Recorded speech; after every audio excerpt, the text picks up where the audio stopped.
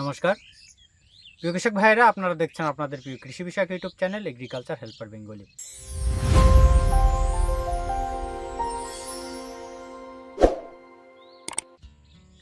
প্রিয় কৃষক ভাইরা, আজ আমরা এই ভিডিওতে একটি দানাদার কীটনাশক নিয়ে কথা বলবো, ইনসেক্টিসাইড ইন্ডিয়া লিমিটেডের গ্রেনোভিয়া, যেটি নতুন বাজারে লঞ্চ করা হয়েছে।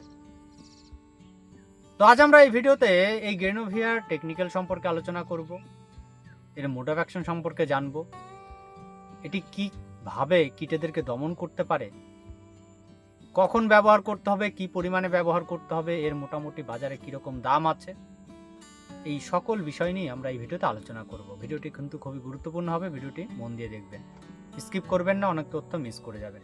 তো দেখুন, এই যে আমরা ধান চাষ করি, ধান চাষে মাজরা পোকা হচ্ছে সব থেকে বড় শত্রু আমাদের বলতে আমাদের ধানের ফলনের জন্য। কারণ এই যে আপনার শীষ কেটে দেয়, যার ফলে শীষটা সাদা হয়ে যায়, চিটে হয়ে যায়, আমরা ধানটা আর পাই না। তো মাজরা পোকাকে দমন করতে হলে আমাদের কি করতে হয়, দুতরফা অ্যাটাক করতে হয়। তো সেটা হচ্ছে, একটা হচ্ছে আপনার এই দানাদার কীটনাশকের ব্যবহার। যদিও বা এটি আমাদের মাটির ক্ষতি করে থাকে, কিন্তু এখন উপায় নেই, তাই আমাদের ব্যবহার করতেই হয়। তো বিষয় হলো,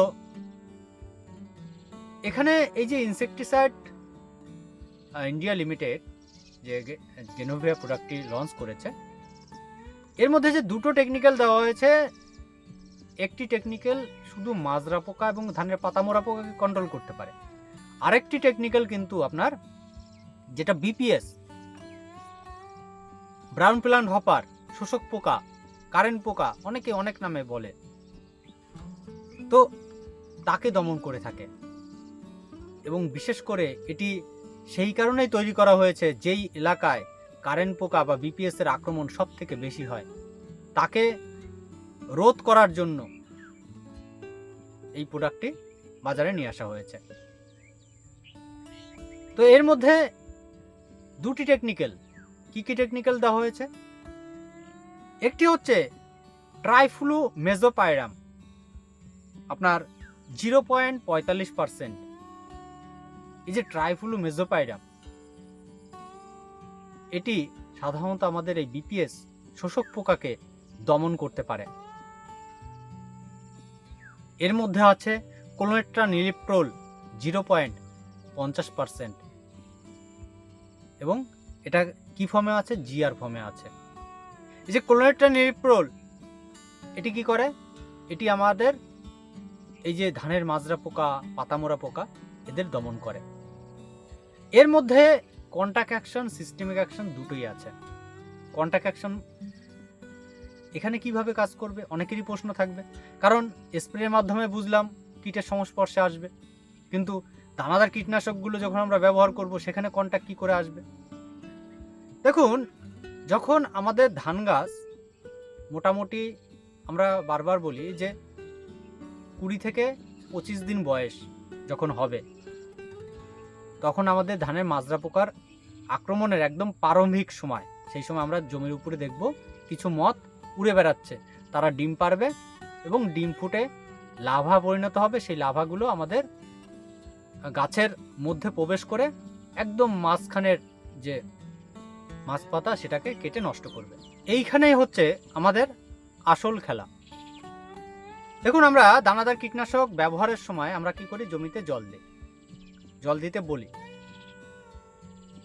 এই যে জমিতে যখন জল দিলাম এবং দানাদার কীটনাশকগুলো যখন আমরা জমিতে ছিটিয়ে দিলাম, এবার ছেটানোর পর মাজরা পোকা কি করে, ডিম পারে। ডিম যখন লাভা পরিণত হবে, ঠিক তার আগের মুহূর্তে কিছু পোকা নিচে পড়ে যায় এবং জলের সঙ্গে ভাসতে ভাসতে, ধরুন এটা ধান গাছের গোড়ায় এসে জলের যে পর্যন্ত জলটা থাকে সেখানে গিয়ে ওরা আস্তে করে ছিদ্র করে ভিতরে ঢুকে যায়।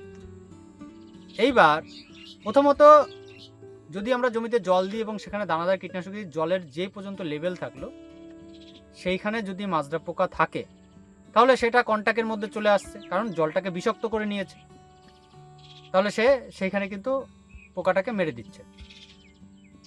আরেকটা হচ্ছে, যখন ওই ডিমগুলো জলের মধ্যে পড়লো, উপর থেকে, তখন সেই জলে পড়ার সাথে সাথে সেই লাভাগুলো কিন্তু মারা গেল।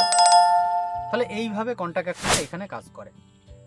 এবং সিস্টেমিক অ্যাকশনটা কি, এই যে ধান গাছ ওই জলের মাধ্যম দিয়ে, অর্থাৎ যখন গাছ জলটা গ্রহণ করে তখন ওই যে বিষক্রিয়তা সেটা গাছের মধ্যে ছড়িয়ে পড়ে, এবং সেই গাছের পাতার রস, পাতা যখন কীটেরা চিবিয়ে খায় বা রস শোষণ করে খায়, তখন তাদের মধ্যে বিষক্রিয়তা তৈরি হয় এবং তারা মারা যায়। তো এটা কিন্তু এই মাজরা পোকা, পাতামরা পোকা এবং আমাদের বিপিএস এর জন্য ক্ষতিকারক দুটো টেকনিক্যাল একসাথে দেওয়া হয়েছে। এখানে আমরা যদি দেখি যে এই যে গ্রেনোভিয়া, এই গ্রেনোভিয়াকে আপনার কি পরিমাণে ব্যবহার করার কথা বলা হয়ে থাকে, এটাকে 1 একর জমির জন্য 4 কেজি পরিমাণে ব্যবহারের কথা বলা হয়ে থাকে। কখন ব্যবহার করতে হবে, এটিকে ব্যবহার করতে হবে 30 থেকে 35 দিন যখন আমাদের ধান গাছের বয়স হবে রোয়া করার পর, তখন আমাদের ব্যবহার করতে হবে। কতদিনের মেয়াদ দেবে, এখানে এই যে মাজরা পোকা, পাতামরা পোকাকে 15 দিনের জন্য কন্ট্রোল করে, অর্থাৎ 15 দিনের সুরক্ষা দিয়ে থাকে, গাছে 15 দিন পর্যন্ত এটি সুরক্ষা দিতে পারে। এবং যেটি বিপিএস তার জন্য 60 দিন পর্যন্ত সুরক্ষিত রাখে।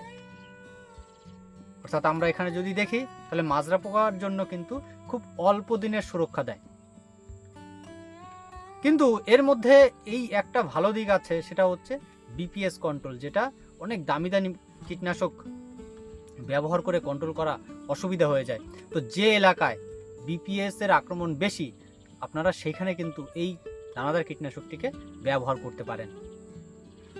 কিন্তু যে এলাকায় মাজরা পোকার আক্রমণ বেশি, সেখানে আমি বলবো এটাকে ব্যবহার করে আপনার লাভ হবে না। আপনার পরবর্তীতে আবার দানাদার কীটনাশক হয়তো ব্যবহার করতে হবে বা বেশি পরিমাণে স্প্রে শিডিউল আপনাকে রাখতে হবে।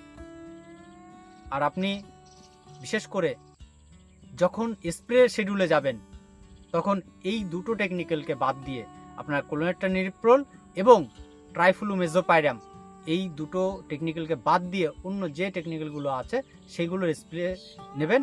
তাহলে কি হবে, দুতরফা অ্যাটাক আপনি কীটের উপর করতে পারবেন, কীট ভালোভাবে দমন করতে পারবেন। তো এই গেল পুরো বিস্তারিত বিষয়। এবং আমরা যদি এই ইনসেকটিসাইড ইন্ডিয়া লিমিটেডের গ্রেনোভিয়া দানাদার কীটনাশক এর দামের কথা আসি, তাহলে এর দাম কিন্তু তুলনামূলকভাবে অনেকটা বেশি। 4 কেজির দাম প্রায় আপনার 3000 টাকার আশেপাশে আসে, তবে এটা জায়গা বিশেষ কম বেশি হয়ে থাকে। তো আপনাদের নিকটবর্তী যদি আপনারা পান, তাহলে কি দামে আপনারা কিনছেন অবশ্যই কমেন্ট করে জানাবেন, তাতে অন্যান্য কৃষক ভাইরাও সেই বিষয়টা জানতে পারবেন। তো যাই হোক প্রিয় কৃষক ভাইরা, আশা করি এই ছোট্ট ভিডিও থেকে আপনাদের কিছুটা হলেও উপকার আসবে। আর যদি ভিডিওটি ভালো লেগে থাকে তাহলে ভিডিওকে একটি লাইক করবেন, ভিডিও শেয়ার করবেন, আর কেউ জানা থাকলে অবশ্যই কমেন্ট করে জানাবেন। তাহলে আজ এই পর্যন্তই, নমস্কার।